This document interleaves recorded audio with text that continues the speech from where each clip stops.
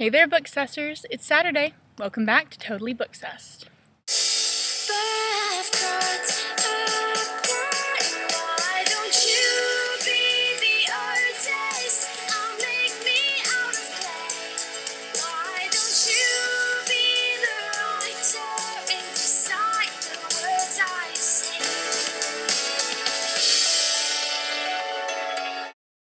So, if you don't know, my name's Gabrielle Carolina from the Mod Podge Bookshelf, and this is part 2 in my Writing Love Stories series. I figured maybe I would talk about love triangles a little bit, and why I support them, and why I don't, and when I support them and when I don't. I don't believe that a love triangle should ever be used as a plot gimmick to include another character. I wrote a love triangle. I actually wrote like a love pentagon in my contemporary, so I'm going to talk a little bit more about that this time around.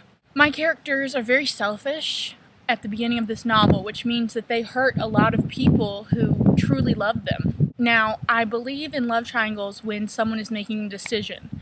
They can go back on that decision, but as long as they keep making choices that define who they're choosing in the love triangle, and not just sitting there going, well, Jacob has great abs, but Edward sparkles. Another one is Peeta and Gale. Gale would trample Katniss to get what he thinks is right for everyone, and Peeta would sacrifice everyone else to do what's right by her. Now, my characters aren't really thinking about doing right by anyone. They're thinking about what they feel, what they want in the moment. My main character considers if it's right or wrong, and my other female lead is kind of trying to be the other character. She's trying to live that life and be wanted and be needed and be strong, and she's following these footsteps that aren't necessarily sure-footed to begin with, because of course my main character is very young when the book starts and has experienced very little of pain and emotional strife and grief and loss and even love. Not necessarily that my two girls are in love with each other, but that they're in love with each other's strengths and wish that they were more like the other, which I think is a very common thing in women's relationships, right? We wish we were fill in the blank like our best friend.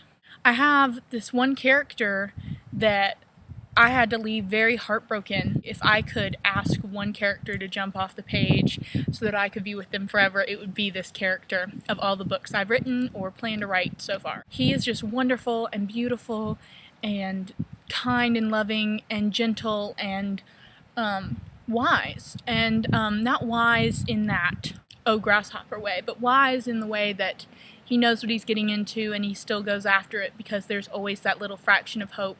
And even though we're all kind of like idiot, we also understand where he's coming from, because haven't we all felt so desperate for a love story that was never meant to be ours in the first place? And I have a new respect for Stephenie Meyer creating the character of Renesmee for Jacob.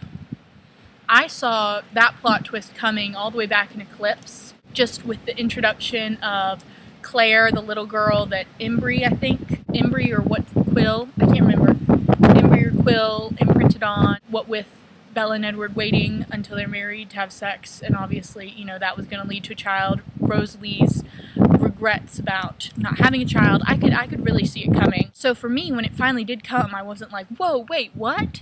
I was like, yeah, I've been watching for this for a while. So I have new respect for why she happened to include this other character for this poor broken-hearted soul. She must have loved Jacob something fierce. I don't give my character the happily ever after, even though he's so deserving of one, because, you know, in life, not everyone gets a happily ever after, and sometimes the choices you make damn other people, and that's kind of the theme that runs between he and my main character. Her biggest mistakes included other people that she loved more than anything, and that is really painful, and how true, right? I'm not sure what I just talked about. I think I talked about love triangles and happily ever afters and how sometimes things have to end perfect but not perfectly. I wanted to give you kind of a new perspective, open up discussion. I totally believe in true love. I'm not a cynical person when it comes to love. It's easy to slip into that kind of persona, but my characters always find in the end that there is some kind of ending that is perfect for them, even if their lives don't end perfectly, and I think that that happens in love as well. So I hope that you guys enjoyed. If there are other questions you guys have about writing, please come over to my blog, the Mod Podge Bookshelf, and we can talk about them. Ask me anything. I really want to make my blog a lot more personal, not just about my book preferences, but about how I see things. Let me know. Hopefully pretty soon videos will start being filmed in my office again. Still have construction going on inside the house. But it was a nice warm day outside, and I'm actually going to grab a blanket and go do some edits so that maybe by the time you guys watch this, the book will be edited and sent off. Ta-da! Alright, bye you guys. Thank you so much for watching.